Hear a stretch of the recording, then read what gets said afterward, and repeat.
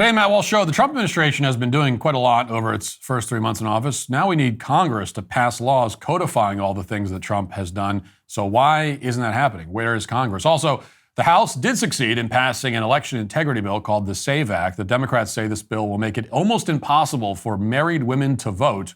How could that possibly be the case? Tim Pool upsets many conservatives with his take on the Austin Metcalf murder. We'll listen to his case and evaluate. And the governor of Colorado just signed a bill effectively abolishing the Second Amendment in the state. We'll talk about all that and more today on the Matt Walsh Show.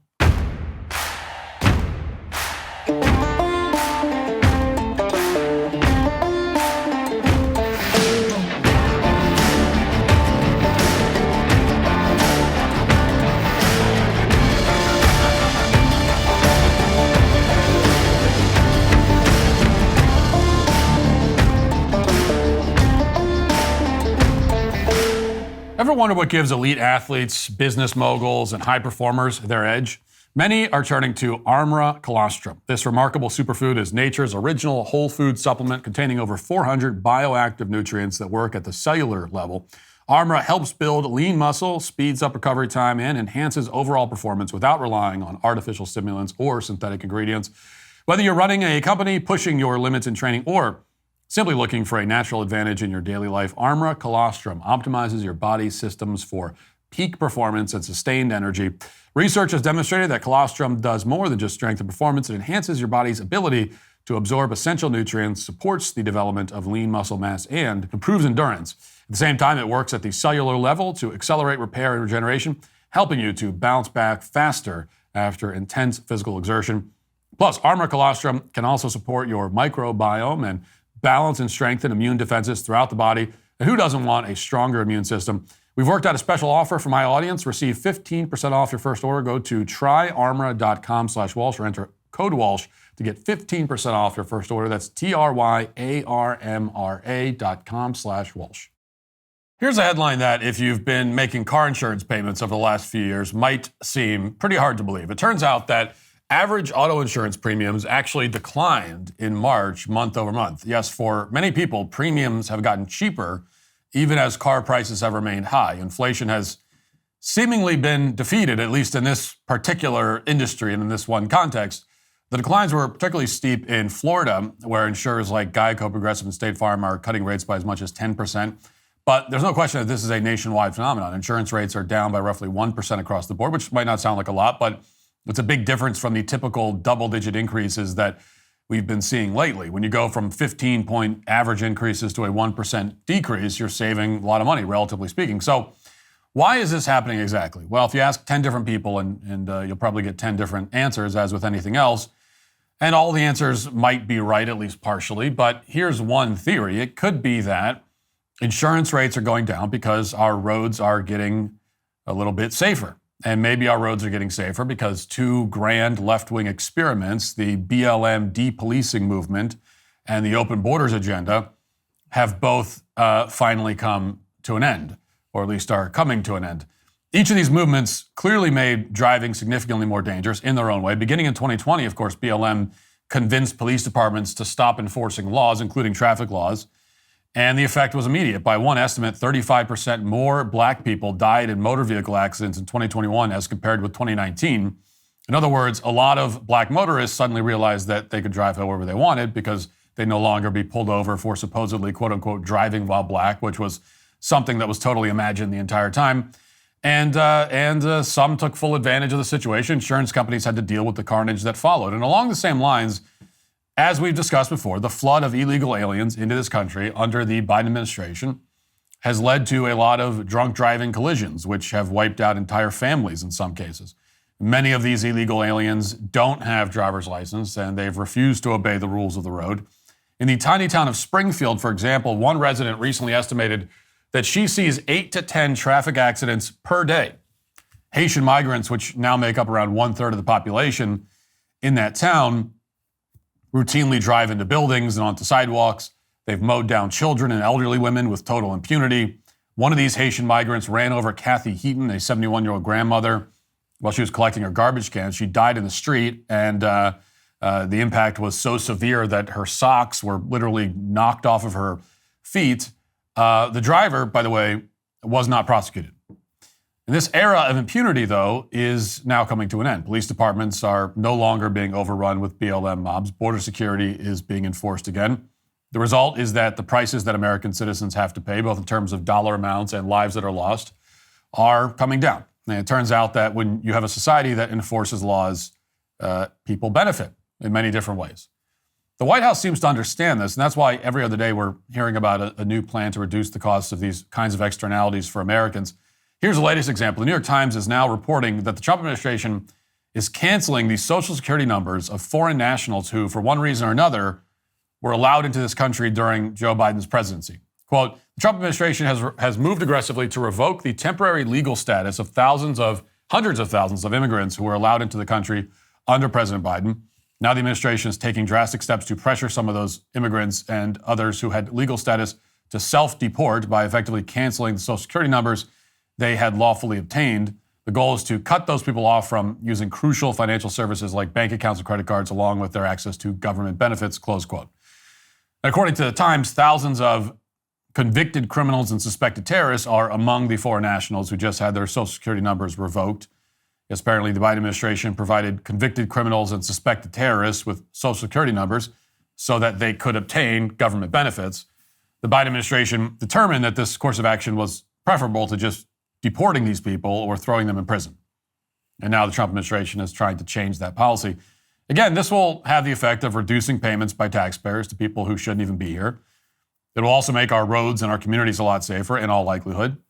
More than anything else, this is what Americans voted for in the last election. If Republicans are going to remain in power in Washington, if they're going to avoid a Democrat takeover of Congress in the midterms next year, then this kind of thing has to continue. And more importantly, Congress has to start supporting it. That's how we can ensure that the cost of living will continue dropping. A large part of the equation is reducing government spending, which Congress, of course, is supposed to control. Now, as we all know, when the government spends trillions of dollars every year, that money is either coming from taxpayers or it's being printed and borrowed, which reduces the value of the money that we're all holding. Either way, we're losing a lot of money in the process. And at the moment, it appears that a small contingent of Republican lawmakers in Congress recognize that this arrangement needs to change, at least to some degree. And they just held out for assurances that the next spending bill will slash $1.5 trillion from the budget. After a lot of hand-wringing, they apparently received those assurances. Watch. Yesterday is that there was a group of conservative lawmakers who want deeper cuts to government spending than which was originally proposed in the framework. So they essentially got those reassurances from Senate and House leaders that there would be more government spending cuts, 1.5 trillion to be exact. Now comes the hard part, Mugo.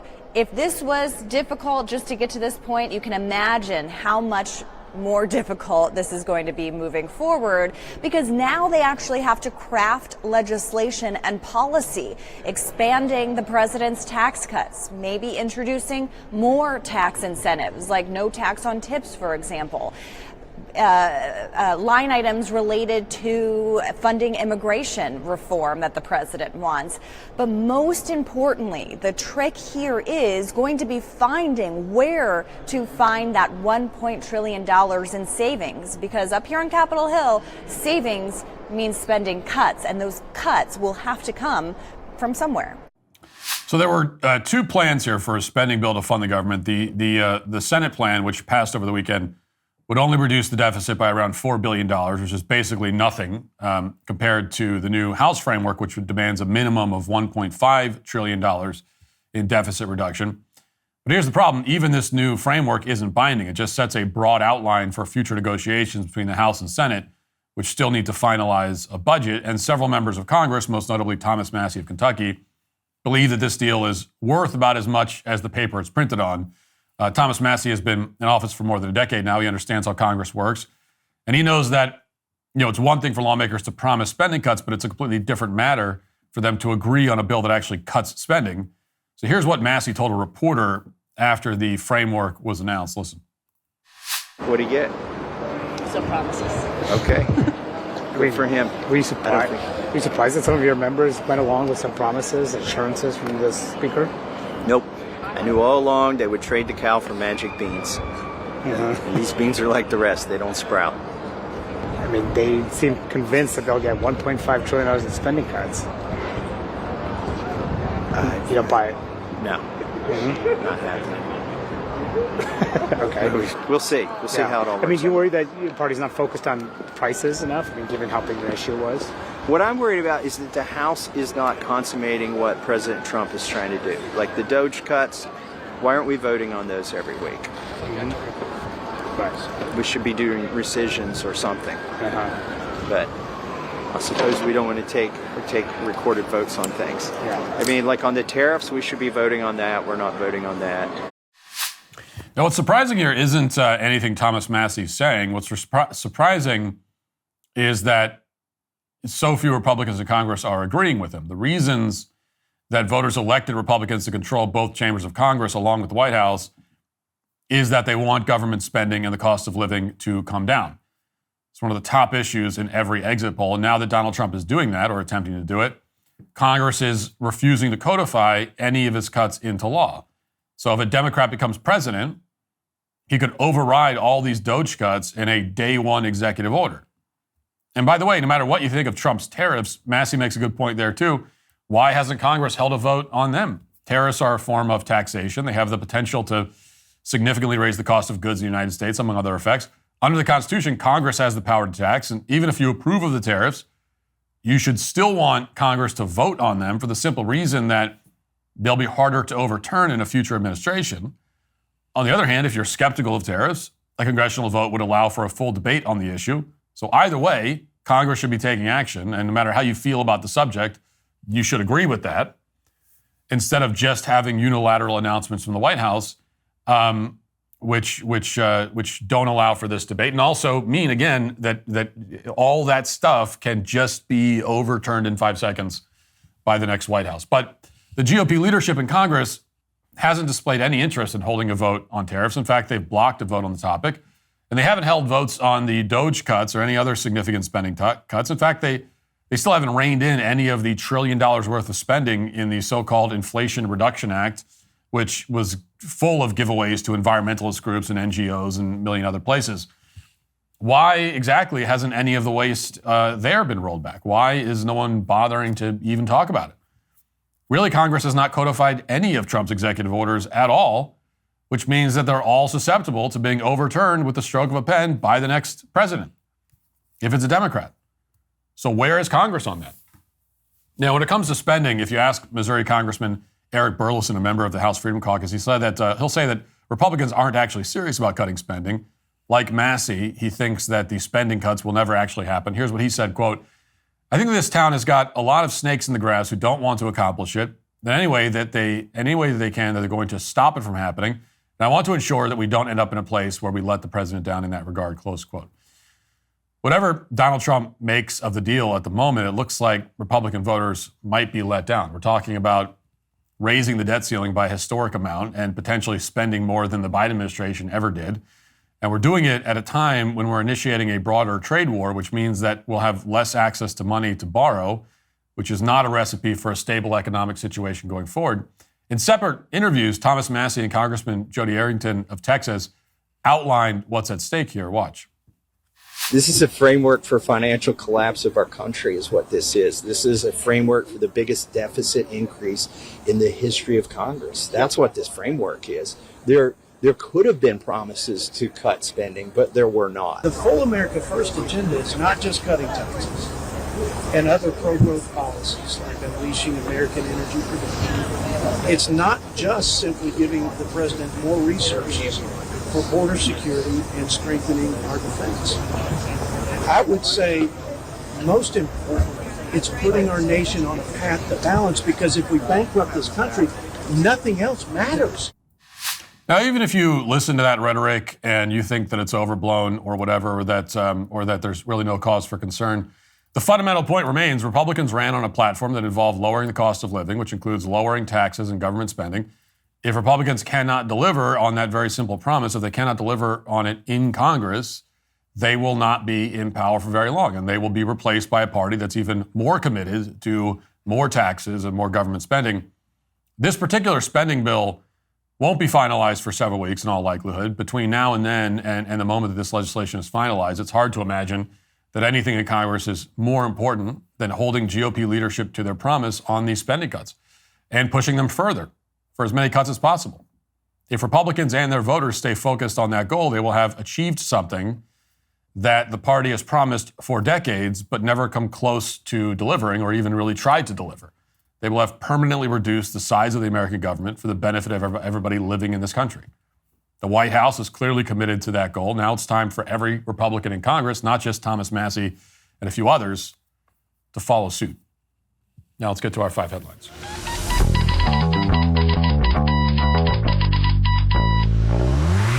Grand Canyon University, a private Christian university in beautiful Phoenix, Arizona, believes that we are endowed by our Creator with certain unalienable rights to life, liberty, and the pursuit of happiness. GCU believes in equal opportunity and that the American dream starts with purpose. GCU equips you to serve others in ways that promote human flourishing and create a ripple effect of transformation for generations to come. By honoring your career calling, you impact your family, your friends, and your community. Change the world for good by putting others before yourself to glorify God. Whether your pursuit involves a bachelor's, master's, or doctoral degree, GCU's online, on-campus, and hybrid learning environments are designed to help you achieve your unique academic, personal, and professional goals. With over 340 academic programs as of September 2024, GCU meets you where you are and provides a path to help you fulfill your dreams. The pursuit to serve others is yours. Let it flourish. Find your purpose at Grand Canyon University, private, Christian, affordable. Visit gcu.edu. Well, here's something that Congress did achieve, or at least the House. The House just passed an election integrity bill called the SAVE Act, which is designed to make sure that only U.S. citizens are voting in U.S. elections. Imagine that. Now, as you can also imagine, the left is not very happy. The media is not happy. The idea of doing anything to protect our elections and make sure that only people who should be voting are voting, that's very offensive to the left. So they had to find some kind of narrative here. And the narrative that they're going with is that this bill will prevent or make it difficult for married women to vote somehow. Tons of headlines like this one from the New Republic. 4 Democrats passed bill making it harder for married women to vote. So that's the point of the bill, you would think, if you read a lot of these headlines, that Republicans are conspiring with a couple of Democrat Judases to make sure that married women can't vote. That's like the Republican grand conspiracy, even though that wouldn't even make sense as a Republican conspiracy. Married women vote Republican, by and large. So if Republicans were going to conspire to prevent a certain demographic of women from voting, it would be young single women. Those are the ones that, if you're going to conspire, like those are the ones you want to conspire against. So it doesn't make any sense. But this is what the media is saying. Here's a Newsweek headline. Does the SAVE Act stop married women from voting? Here's what to know.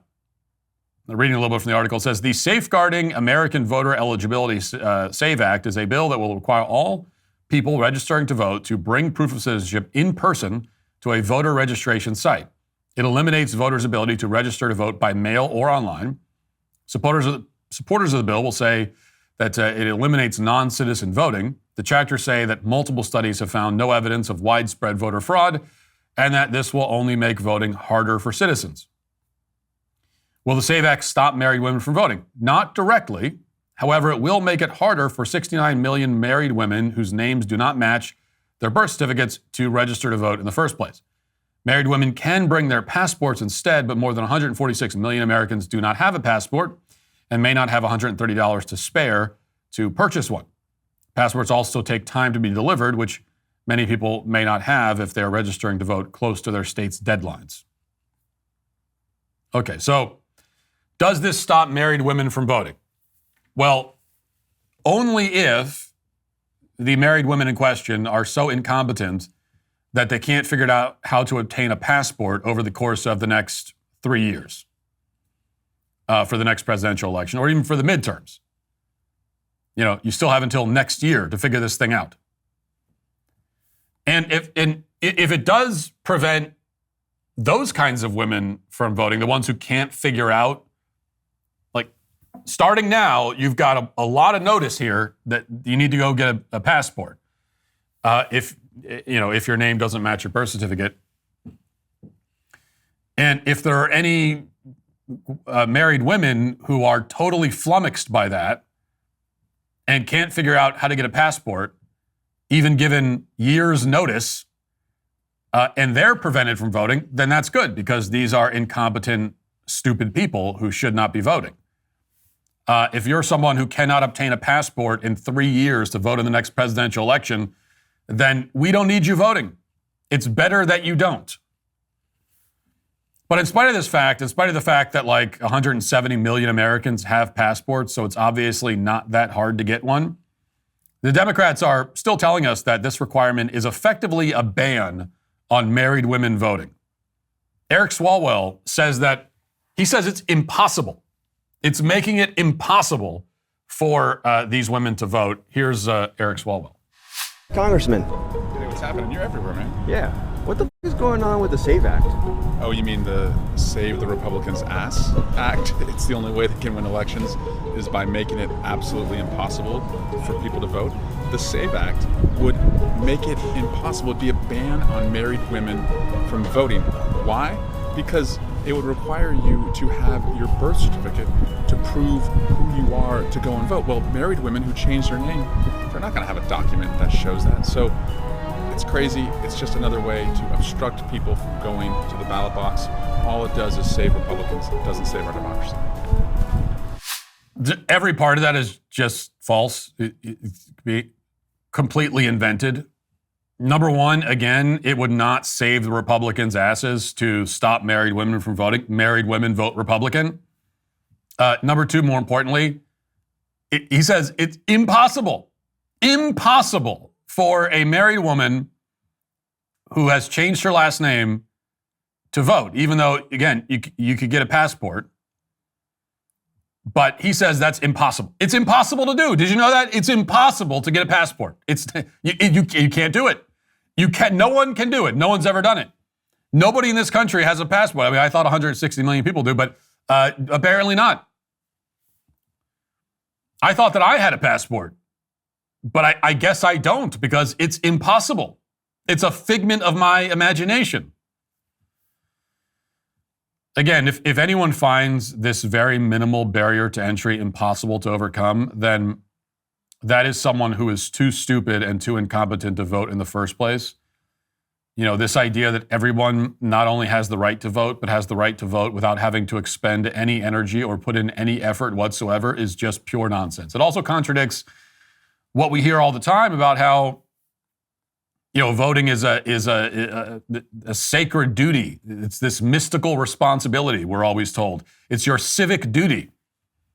Well, if that's true, if it's our civic duty, then doesn't that mean that we also have the duty to put in the minimal amount of effort to verify our identity before we vote? I mean, if we're already talking about voting in terms of duty, in terms of civic duty, of civic responsibility, then wouldn't this be part of it? I also love it when they talk about the cost of getting an ID, getting a passport, in this case, $130.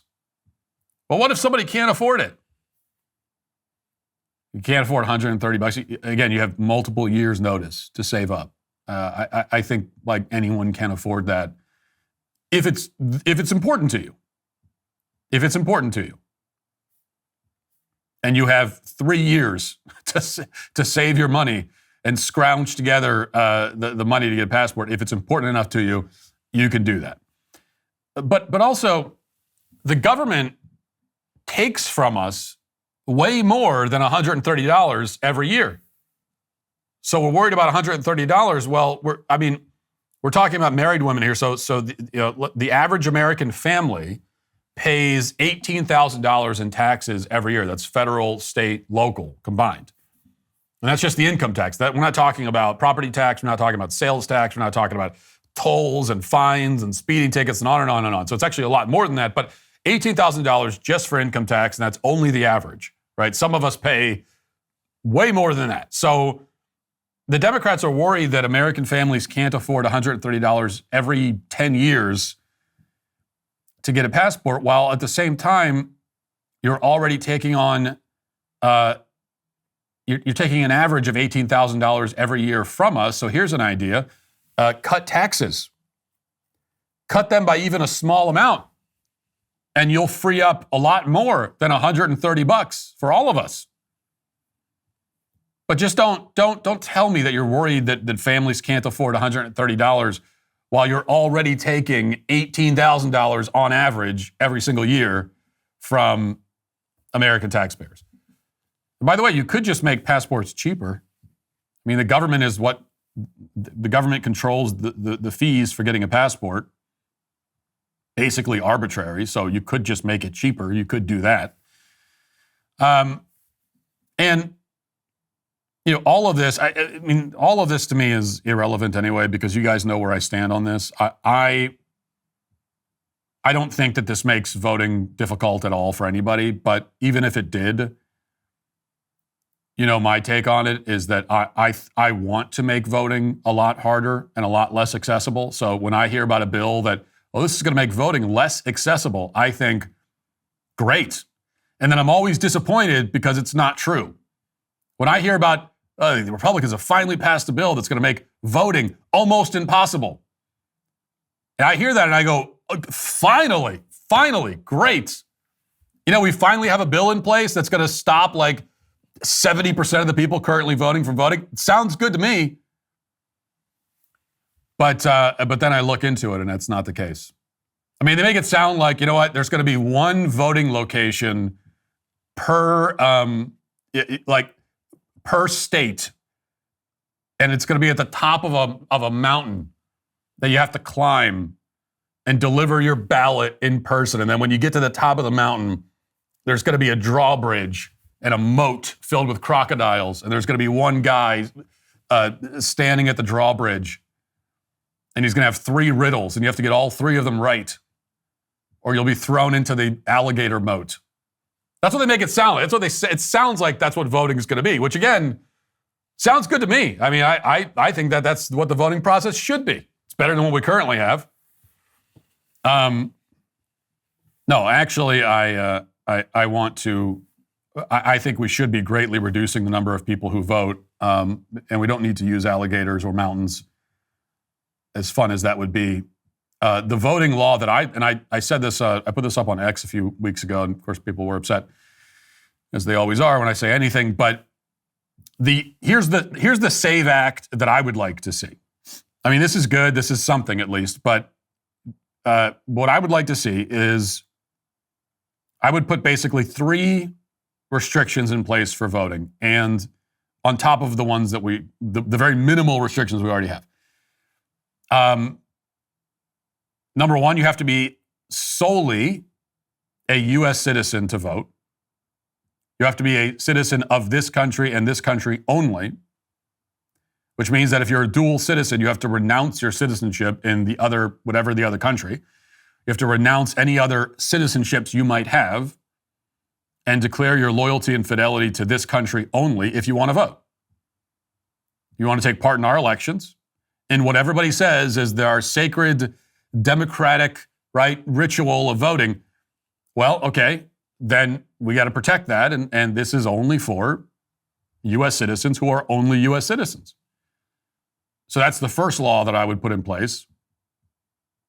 Second, maybe we don't need the guy at the drawbridge with the riddles, but I think having a 5th grade level civics exam, it would suffice. And so there should be, when you register to vote, I mean, we could talk about how you do this logistically, but probably when you register to vote, you're given on the spot. You have to register in person, and you're handed on the spot a really easy 5th grade level, multiple choice civics exam. 10 questions, very basic. Can't use your phone. You can't use Chat GPT. This will be done on paper, like in the old days, and you'll be graded on the spot. If you don't get at least an 80%, 8 out of 10, then you don't get to vote. In fact, you're banned from voting for 4 years, and you can come back in 4 years, study up, try to get up to a 5th grade level, and then you can take the test again. So that's the second thing I'd put in place. And then the third thing that I would put in place is that you cannot be on any form of welfare. You cannot be on any form of taxpayer. You cannot be on the taxpayer dole in any form whatsoever in order to qualify for voting. So that's it. Eliminate non-citizens, eliminate dual citizens, eliminate people who are too dumb, who are dumber than fifth graders, and eliminate anyone who it relies on the taxpayers, lives off of the taxpayer dole. Eliminate all those people from, I'm not saying eliminate them permanently from the world. I'm saying eliminate them from voting. And the great thing is that all of those are solvable problems.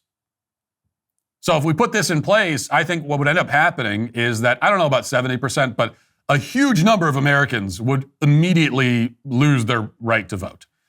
The election that occurs right after this law was put in place, we would have, I don't even know, there would be 20 people voting in the whole country. Maybe not that bad, but it would be a drastic reduction in the voting rolls. But the great thing is that, again, all these things are solvable. If you're a dual citizen, you can renounce your other citizenship. If you can't pass, if you're dumber than a fifth grader, you got some time to study for the next election. If you're on welfare and it's important to you to vote, then you can work to be a self-sustaining person, or not, and you just don't get to vote. So that's the law that I would put in place. Never going to happen in a million years, and the reason why it's never going to happen is that the people in power, it basically because it is the right thing is why it's never going to happen. Like the whole reason why we don't want these kinds of people voting. Okay, if you're dumber than a fifth grader, if you have no clue what kind of country you're even living in, you have no clue how the government even works or what the government is, if you're on the taxpayer dole, then these are people who are very easily manipulated. And that's what a lot of politicians, I'm not going to shock you when I say it, a lot of politicians, that's how they want the voters to be. It's very convenient for them. They'd prefer that. And that's why they would never put a law like this in place that eliminates those kinds of people from voting. All right, Tim Pool has been on his show and on X arguing, to the surprise of many in his audience, that the Austin Metcalf murder was self-defense. Or at least he's speculating that it may have been self-defense. He's taking the position that Carmelo Anthony may have killed Metcalf in self-defense.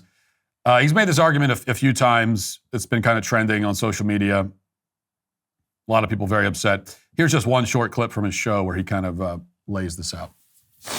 There was an argument between Carmelo Anthony, who was from a rival school, who was there, and there were a bunch of kids from this town or whatever, and they got into an altercation. They told him he wasn't supposed to be there. Apparently they had words. Carmelo Anthony pulled a knife out from his bag and said, "Touch me and see what happens." Witnesses said either he was touched or grabbed. They were different witness accounts, but that Austin Metcalf did put hands on Carmelo, who then stabbed him once in the chest before running away. According to police, Carmelo Anthony, when he got apprehended or turned himself in, however the story goes, different accounts, he asked if Austin was going to be okay and said it was self-defense. He said he grabbed me and I said self-defense. The family is arguing it was self-defense. It's strange to me that with this story, the right is adamant that this kid just killed another kid and he should go to prison forever. And I'm like, we don't even know what happened. Like, you've got witness testimony that sounds like a fight happened at a school.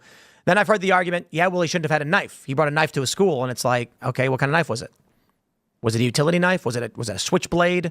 Was it a machete? Like, did he have a steak knife? Was he coming back from culinary class where he had fine Japanese blades for cutting cucumbers? I have no idea. You're allowed to carry knives I'm pretty sure in Texas, especially if it's like a utility blade. You're also not allowed to grab people. Like, nobody knows the exact specifics of this story with Carmelo and Metcalf. Some witnesses said that Austin touched Carmelo. Some say he grabbed him. Whatever. The courts will play it out. If weapons are banned, he's going to go to jail. However, in a general self-defense context, this is why I'm saying the story I find so confusing. We have always maintained, when it comes to self-defense, it is not the responsibility of the victim of an attack to determine the extent of that lethal force. Yeah. If they are being attacked, their perception of how far that force goes is it. So let me. First of all, I like Tim. He's a great guy. He's been on a show a bunch of times. I like doing a show. No hard feelings at all. I disagree with him on this one strongly, though. I think he's wrong on this one. I don't think there's anything even approaching a legitimate self-defense claim here. So let's go over the facts as we understand them. And this is according to the witness testimony and the police report, and also just common sense. I think all those things combined give us a pretty clear picture of what occurred. And yeah, innocent until proven guilty and all of that. He'll get his day in court, as he should. But innocent until proven guilty, that applies to the court system legally. It does not apply to the court of public opinion. We're allowed to arrive at our own conclusions. I mean, we know that O.J. Simpson, according to the courts, was not guilty, but the court of public opinion can look at the evidence the same way the actual jury did, and we can come to the conclusion that the jury got it wrong. And no jury has looked at this one yet, but we can look at the facts as they're currently known and come to some conclusions based on our own opinions about it. And that's what we're doing here. So as far as we know, what happened is that Carmelo Anthony went to the wrong tent at a track meet. He brought a knife with him to this track meet already. Now, if he had a knife on him and he just had it on him and obviously didn't use it to stab anybody, well, we wouldn't even be having this conversation. But it's strange. Like, why are you bringing a knife to a track meet of all things? I mean, why? Why at a track meet? What's the purpose? And anyway, so he was in the wrong tent. He brought a knife with him. Already had it with him. Told to leave. If he gets up and leaves the place where he's not supposed to be, and he's told to leave. If he gets up and leaves right then everyone lives, nobody goes to jail, everything's fine, and none of us are talking about this. But he refuses to leave. He then challenges Metcalf and says, touch me and see what happens. Metcalf, at this point, grabs either Anthony himself or his book bag, different accounts, to try to get him out of the tent. So and I think it's not clear if this even happened, but if Metcalf grabbed Anthony, and no one is saying that it was some kind of brutal, violent assault. If he made any physical contact, he grabbed him to get him out of the tent, right? And at that point, Anthony pulls out the knife and stabs him in the heart, runs away, dumps the murder weapon, and then admits to the police that he does not know whether what he did was self-defense. Because he asks the police if what he did would count as self-defense. Right? So, I mean, that fact alone pretty much sinks you. Everything else, I mean, even if he had said nothing, I'd have the same opinion on this, but him saying that alone, I mean, you would need the smartest defense attorney in the world, in history, to get around even just that. You have revealed your state of mind to the police, and you've made it clear that you at least don't know whether it was actually self-defense. So, why isn't it self-defense? Well, first of all, he instigated it by being in the wrong place and refusing to leave. He further instigated it by saying, touch me and see what happens. This is a guy looking for a pretext. He's provoking an altercation, looking for a pretext to commit violence. Very clearly. You cannot go to a place where you don't belong, refuse to leave, dare anyone to touch you, and then stab them when they do. You can't do that. That's not self-defense. That is you provoking every step of the way and then resorting to an absurdly disproportionate response when you get the response when you get what you're looking for. Anthony, in order to buy the self-defense claim, you would have to, first of all, ignore the fact that Anthony provoked the situation entirely. And then you'd have to believe that he was in fear for his life.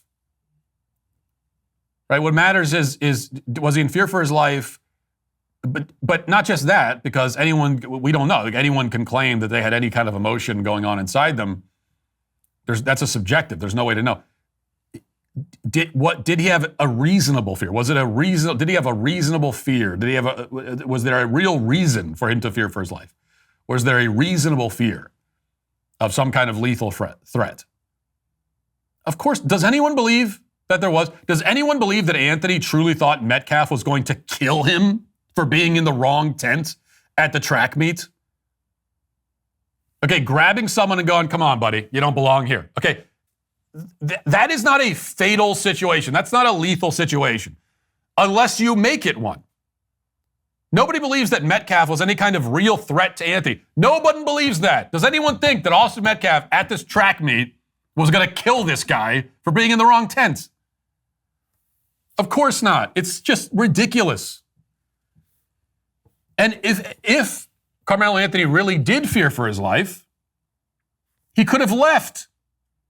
When you're in a place where you don't belong and the people who are there don't want you there and they tell you to leave, if you fear for your life, what do? You leave. It's not like you're locked in. There's a tent. There's no doors. There's no door or wall. You just leave. If I'm under a tent where I don't belong and the people there say, you got to go, well, for me, because I'm just a reasonable human being, like most people, I'd already be gone. But if I feared for my life, that would be all the more reason to leave the tent. Standing up and saying, touch me and see what happens. That is not a statement of fear. That is the opposite. That is you making a threat. That is you making a threat. That is not you feeling threatened. Okay, what happened here very clearly to me is that Carmelo Anthony stabbed Austin Metcalf not because Anthony felt threatened, but because Anthony felt disrespected. That's what this is.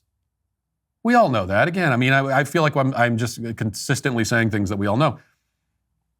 The whole scene, showing up in the tent, you don't belong there, someone tells you to leave, I'm not leaving. It's like, dude, you have no argument here. You don't belong here. You've been told to leave.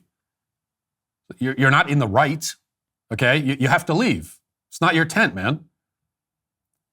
And then instead, touch me and see what happens. That every time, that's a routine that we're all familiar with. Okay, the touch me and see what happens thing. That is you challenging. So that is a challenge. That's you asking for a physical altercation. And then if you do get touched and you respond, this is a matter of disrespect. You feel Carmelo Anthony felt disrespected that anyone would dare tell him to leave a place where he doesn't belong. How dare you? He felt disrespected and he killed somebody for it. And no, you don't. That's not allowed in a civilized society. We don't allow that. So there's no self-defense here. I think Tim got this one wrong, which is okay. We can have disagreements.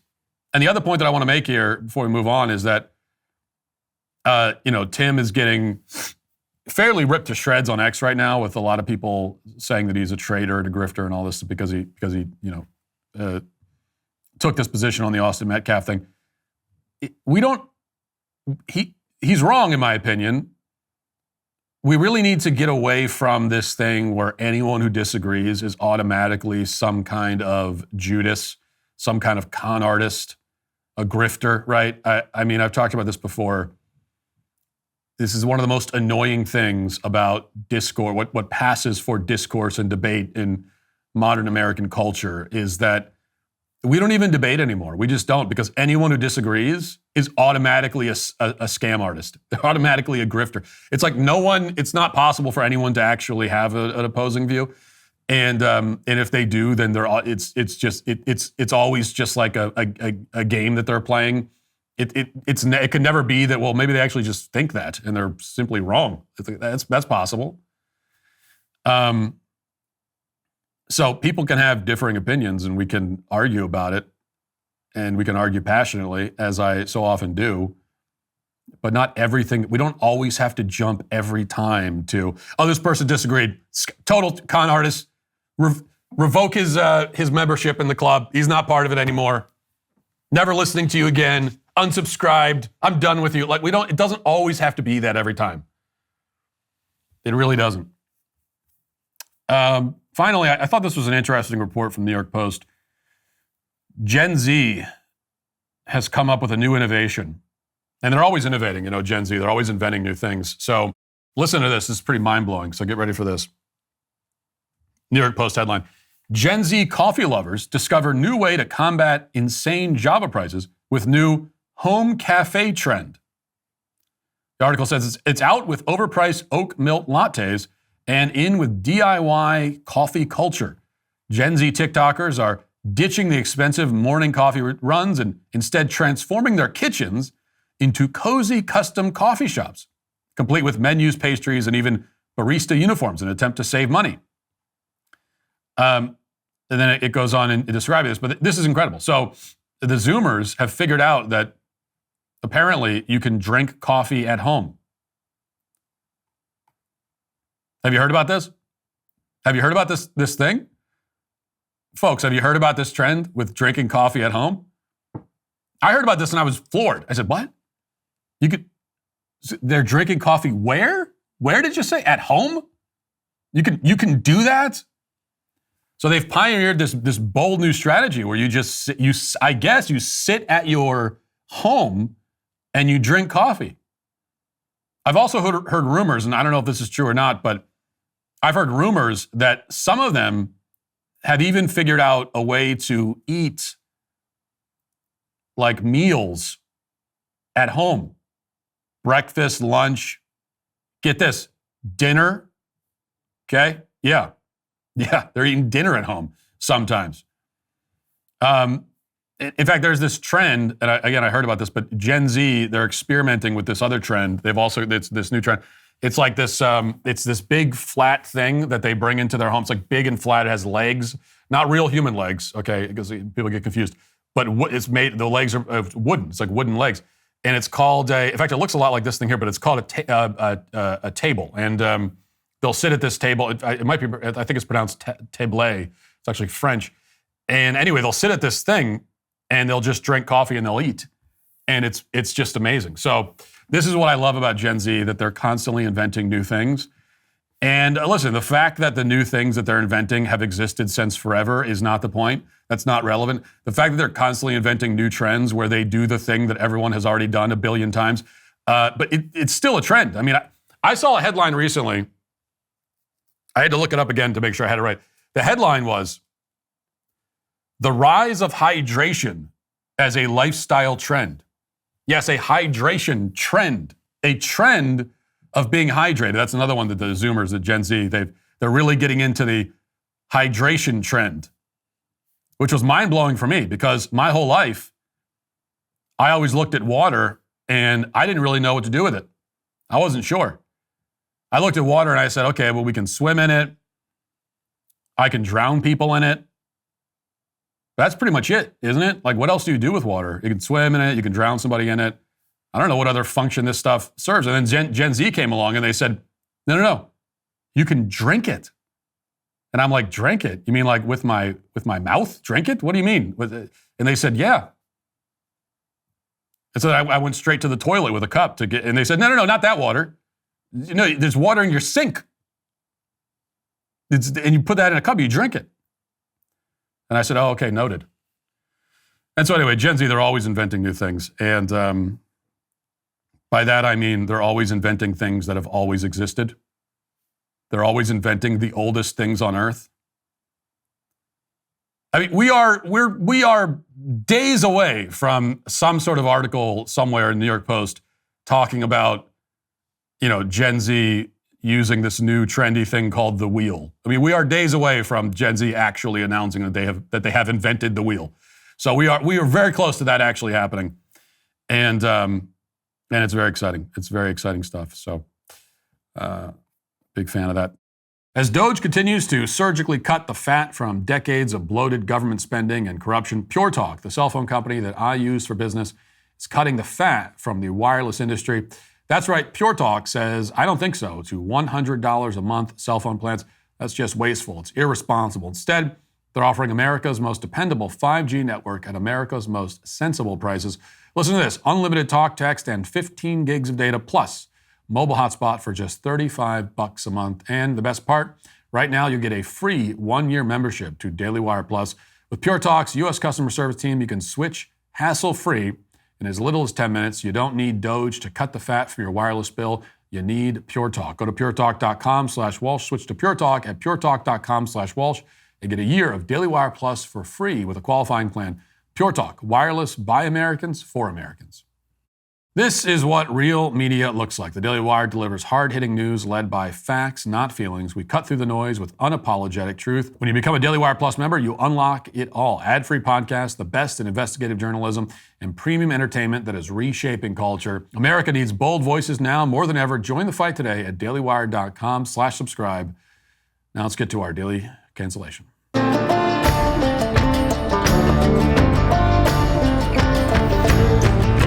As we're all painfully aware, a lot of Democrats are vying to be their party's nominee in the next presidential election. There's Gavin Newsom, Gretchen Whitmer, Cory Booker, to name a few. In their own ways, they're all competing for the nomination, whether they're doing 24-hour filibusters or starting podcasts or whatever else. At the same time, there's at least one prominent Democrat who's decided that he doesn't want to be president in 2028 under any circumstances, and he's gone out of his way to make his decision as clear as he possibly can. I'm talking about Governor Jared Polis of Colorado, who just signed what is easily the single most unconstitutional piece of so-called gun control legislation that we've seen in many decades. He's gone full Robert Francis O'Rourke. We're talking about a law that heavily restricts the sale of most semi-automatic weapons, including rifles and handguns. The original version of the bill went even further. It outright banned these guns, but the final version is still designed to make the process of purchasing a firearm as difficult as possible. And at the risk of giving Amy Coney Barrett and John Roberts too much credit, there's just zero chance that the Supreme Court upholds this. Watch.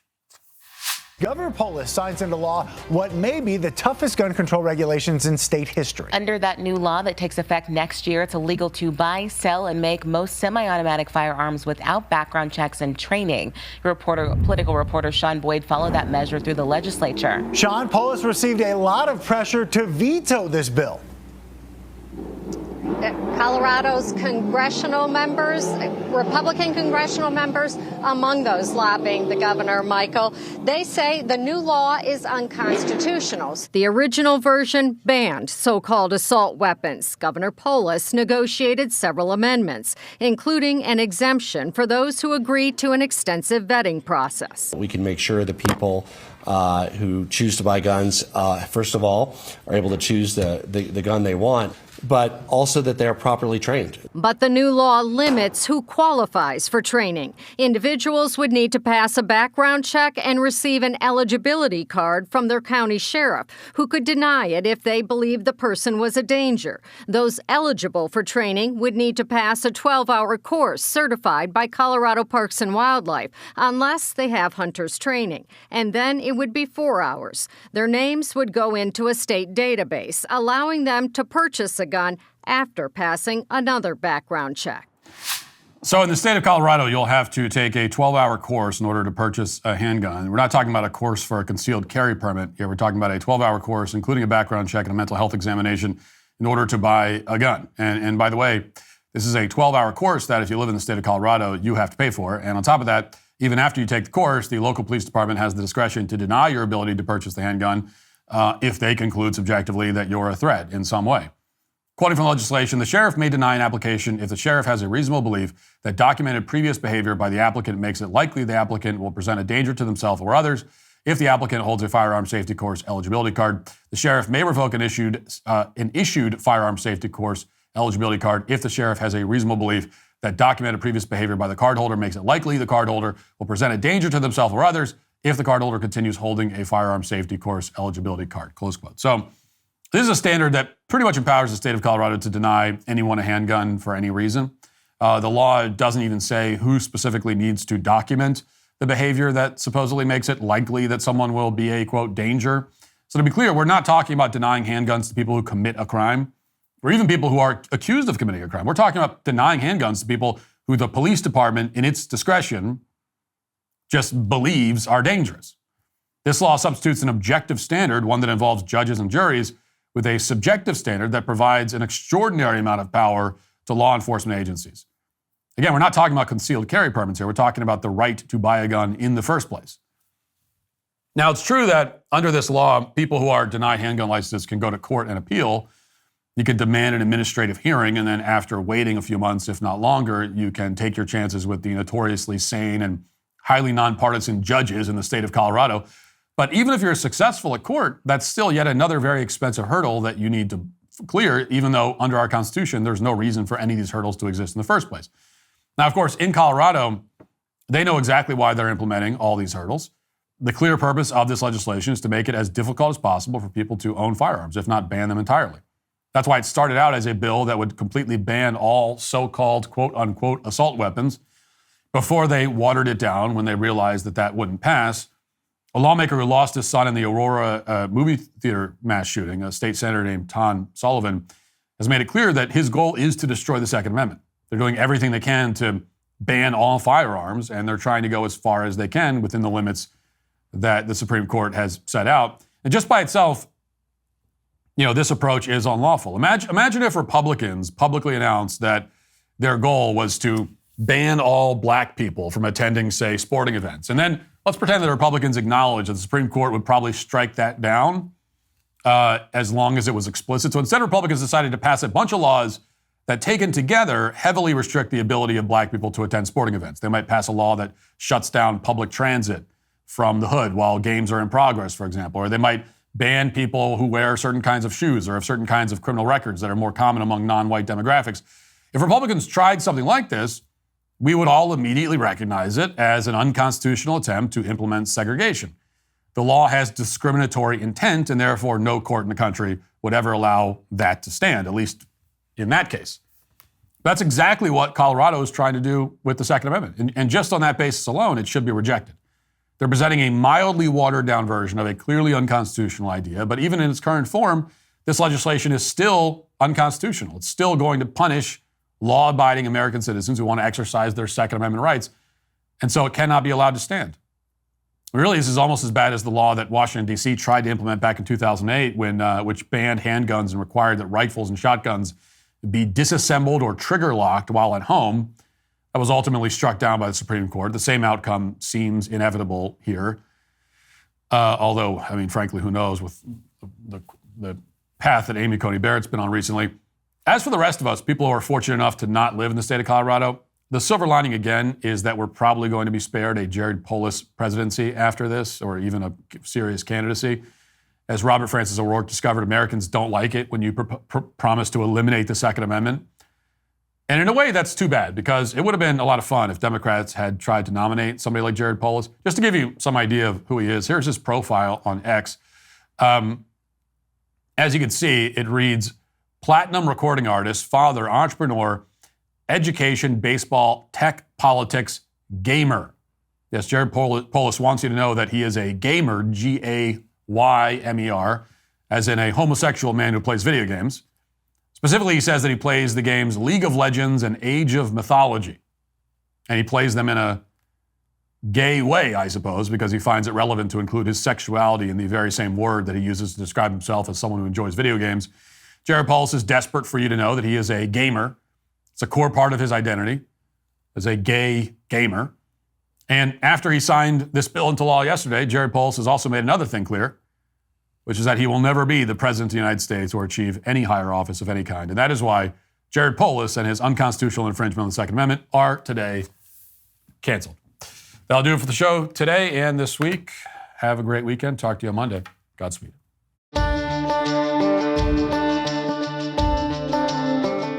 The executive producer of the Matt Walsh Show is Sean Hampton. Our associate producer is McKenna Michaelis. The show is directed by Mark Jones and Trey Miller. Our production manager is Austin Michaelis. The show is edited by Jeff Tomlin. Our lead audio engineer is Mike Coromina. Our audio engineer is Ryan Reese. Our hair and makeup artists are Cherokee Hart and Andrea Bauer. Our wardrobe stylists are Kristen Galarraga and Cameron Lasko. Our director of post-production is Matthew Kemp. Director of production operations is Pavel Vodosky. Our chief broadcast engineer is Jeff Govin. And our assistant broadcast engineer is Allegra Rohr. Our lighting director is Keith Duggan. Our playback operators are CJ Hickish and Finn Pope. Our show assistant is Holly Merritt. And our production assistant is Mike Moran. Executive in charge of production is David Wormus. Executive producer is Jeremy Boring. Matt Walsh Show is a Daily Wire production. Copyright Daily Wire 2025. John Bickley here, Daily Wire Editor-in-Chief. Wake up every morning with our show, Morning Wire, where we bring you all the news that you need to know in 15 minutes or less. Join me and my co-host Georgia Howe for daily coverage of all the biggest stories on Morning Wire.